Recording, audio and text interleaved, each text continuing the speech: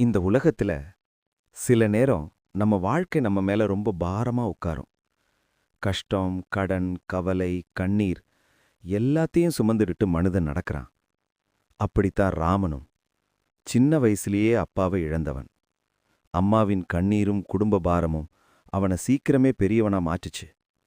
ஒரு நாள் அம்மா அவன திருச்செந்தூர் முருகனை பார்த்தா மனசு லேசாகும் சொன்னாங்க. அந்த வார்த்தை அவன் வாழ்க்கையையே திருப்பி போட்டுச்சு. செவ்வாய்க்கிழமை காலை ஒரு சின்ன பை எடுத்துக்கிட்டு மனசுல ஒரு பெரிய பாரத்தோட ராமன் பயணம் ஆரம்பிச்சான். பஸ்ஸு கடலை நெருங்க நெருங்க காற்று முகத்தை தடவுது. தூரத்துல கோபுரம் தெரிஞ்சதும் கண்ணிலிருந்து கண்ணீர் தானா வழியுது. காலணிகளை கழற்றி வெறுங்காலோட கோவில் வாசல் தாண்டான். ஒவ்வொரு அடியும் எடுத்து வைக்கும்போது ஒவ்வொரு கவலை குறையிற மாதிரி மனசுக்குள் தோணுது.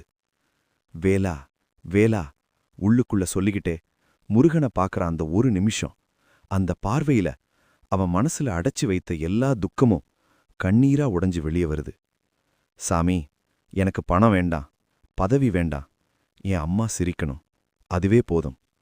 தரிசனம் முடிஞ்சு கடற்கரையில உட்கார்ந்து அலை சத்தம் கேட்கறான்.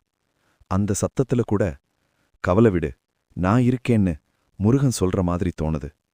வாழ்க்கை மாறல, ஆனா வாழ்க்கையை எதிர்கொள்ற தைரியம் வந்துடுச்சு. திருச்செந்தூர் முருகன் சாமி மட்டும் இல்ல, நம்பிக்கை, தைரியம்,